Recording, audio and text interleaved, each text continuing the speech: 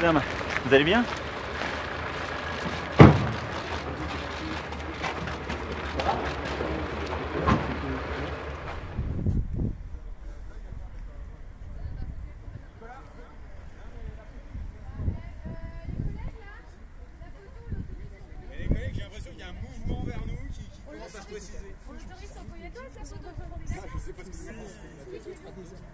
Non mais celle-ci, est-ce que c'est lisible? Au début à tout, tu retiendras. Bah oui,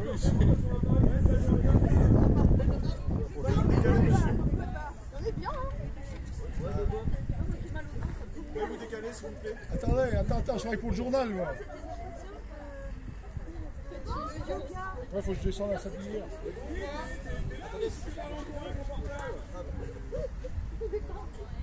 Et après, ce qu'on va voir, c'est bon? Ah, attendez, on va en refaire une, mais au pied du machin pour qu'il nous ait bien en contre-plongée.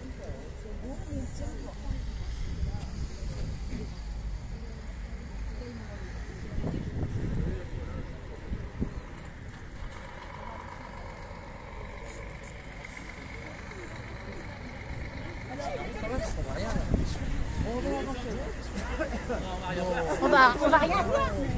On sera là, on aura été là. Oui, tout à fait. On est là.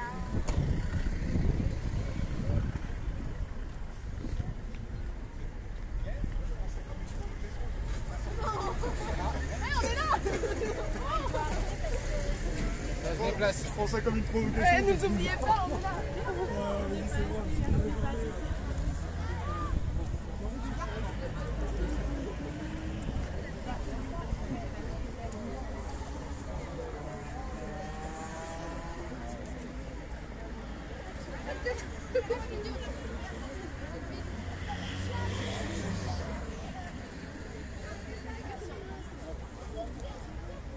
Steph, je suis là.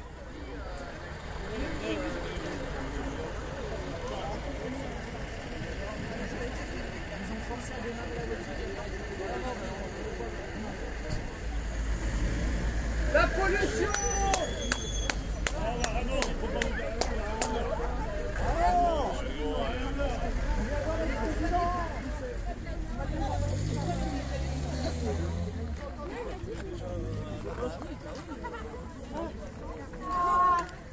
C'est quoi ton métier? Non, me dis pas, marchand de poisson. Ça passe pas au contrôle, ça! Je suis lingère. Même si Macron ne veut pas, nous on est là. On a des armes en face de nous. Mais là, nous on n'est pas armés. J'ai été juste j'ai vu tranquille. Il y avait l'hélicoptère. La dernière sommation, voilà. Ce matin à 5h, il était déjà au bout. Parler du président Macron qui vient nous rendre visite, nous dire bonjour, c'est quand même extrêmement sympathique à lui. On va commencer par une grande acclamation pour le roi. Vive le roi, vive Jupiter! Voilà, ça change bien les mains. Alors le principe du jeu des casseroles est simple. Il y a des questions, on y répond. Ça va pour tout le monde?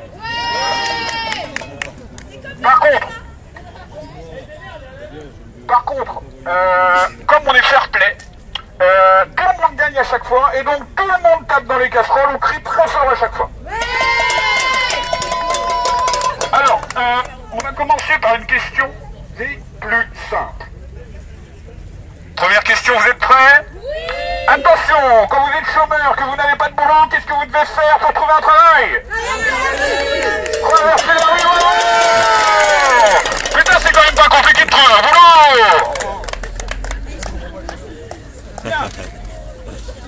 Ça va aller en difficulté croissante, hein, je vous préviens.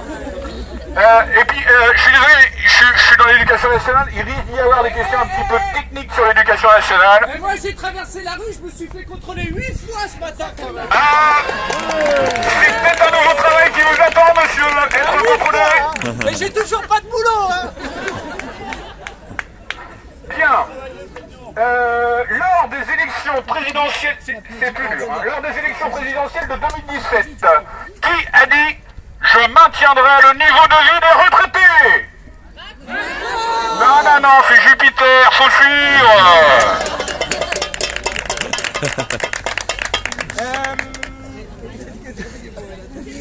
excusez-moi, je suis un peu ému. Hein. Autre question, c'est un petit peu technique et un petit peu compliqué. Vous savez que dans l'école, il y a souvent des problèmes de violence. À votre avis, quelle est la solution pour régler les problèmes de violence à l'école? L'armée, c'est une solution, mais uniquement pour les manifestations pour le moment. Pas encore. Ne plus aller à l'école. Ne plus aller à l'école, ça nous arrangerait pas, perdre notre boulot, on sera obligé de traverser la rue, ça serait compliqué. Mettre les enfants en prison. Mettre les enfants en prison, moi j'ai un enfant, je tiens à le garder. Personne n'a la bonne réponse? Ben, la bonne réponse c'était il faut envoyer Alexandre Benalla dans les écoles pour régler le problème de violence.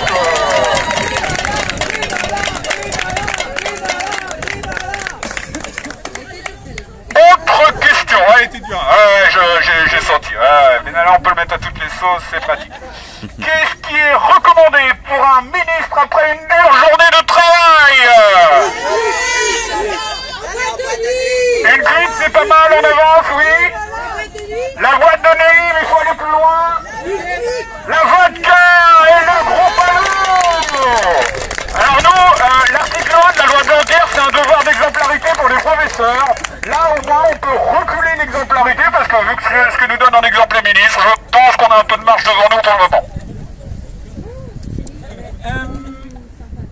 Ah, j'en ai... Ouais, j'en ai une bonne, j'aime bien celle-là, je l'ai préparée, Alors, que dit un jeune blanc mec à une femme qui pourrait être sa mère et qui manifeste pacifiquement dans un lieu interdit car le droit de manifestation est limité en France et cette même dame se trouve à l'hôpital? Que dit le monsieur, le jeune blanc mec en question? Pardon? De la sagesse, c'est pas mal. À 70, à 73 ans, 73 ans. Faut pas, à cet âge-là, faut pas oublier les 3 années. J'avais plus 69 ans. Ah non, c'était 73 ans. Oh non, en fait, ce qu'il lui dit, c'est que ça te mettra un petit peu de plomb dans le crâne.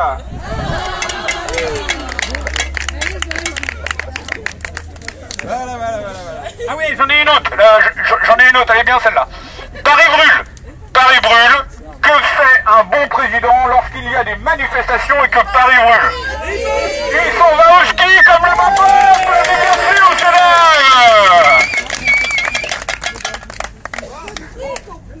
Je commence à être un peu à court. Hein. Il va falloir mais... Sinon, j'ai des petites citations. On va jouer à l'applaudimètre. Une gare, c'est un lieu où on croise des gens qui réussissent et des gens qui ne sont rien. Et sinon, les gens qui ne sont rien. Mais bon, on est content d'être ensemble en tout cas. Tac.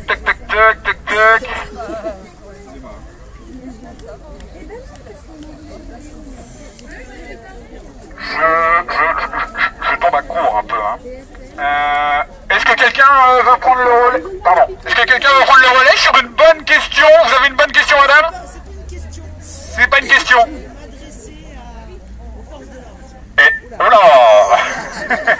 À mon avis, il vous écoute attentivement. Je suis propriétaire uniquement du mégaphone. Il faut le récupérer. C'est pas méchant. C'est pas méchant, hein? Non. Ouais. On la connaît, on ne rendra pas. Un casse-cou, ouais. On veut tout brûler. Comment que ça marche? Comment ça marche, Julien? Comment tu fais pour marcher? Comment? Juste parler de toi. Mais vraiment de bord. Comme ça? Alors bonjour, nous on vient de Cholet. Donc je suis avec plusieurs collègues. Donc comme on a pu essayer de se rapprocher au plus près de Macron, on a réussi, on devait être peut-être à 20 mètres avant d'être dégagé. Donc on avait le projet, mais bon, vu qu'il y a pas mal de personnes ici, on voulait écrire une lettre. Parce que c'est vrai que nous on est gilets jaunes, mais quand je vois toutes les forces de l'ordre qui sont là, tout à l'heure on a posé une question. On a dit, vous faites les manifestations à Paris. On nous a répondu oui. On a dit, vos casques ont l'air bien fatigués. Et certains agents nous ont dit, nous aussi nous sommes fatigués. Donc, je le dis publiquement, par rapport à Emmanuel Macron, on entend beaucoup parler des blessés gilets jaunes, mais je voulais aussi parler des forces de l'ordre qui depuis le début de l'année, il y a eu énormément de suicides, beaucoup de démissions. Donc après, je veux bien croire que c'est votre métier, mais vous n'êtes pas là au final pour vous faire buter, humilier ou tabasser les personnes pour un combat qui n'est pas forcément le vôtre. Parce que vous êtes là aujourd'hui à le protéger, mais est-ce que lui, il vous protège par rapport à tout ça? Donc je pense pas que ça vous fasse plaisir d'être comme ça tous les week-ends. Donc on n'est pas forcément contre vous, mais au final vous êtes comme un bouclier entre lui et nous. Donc je pense que pour votre sécurité, celle de vos enfants, je pense que vous avez peut-être peur des fois le soir de rentrer chez vous et de se dire bah mon collègue n'est pas rentré, moi j'ai la chance de serrer mes enfants dans mes bras, mais qui vous dit que vous allez y arriver tous les week-ends? Faut penser à vous, à l'avenir de vos enfants. Un coup mal placé, des projectiles mal reçus, c'est peut-être pas ce que vous avez signé au final. Donc je pense que vous pouvez aussi vous dire stop, d'arrêter de subir tout ça tous les week-ends.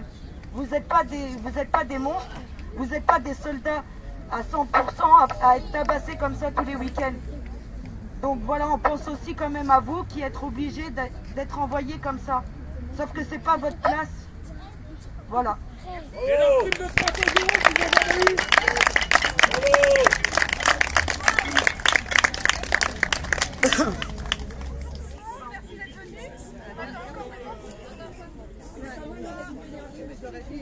Bonjour tout le monde.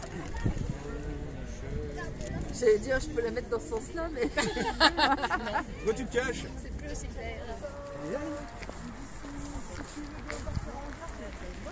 Hop, elle est ici. Eh, si on se met à tous à courir d'un coup, ils ne pourront pas nous rattraper. Il y a la bague. Il y a la bague. Elle est où? Elle est là, la bague. Oui.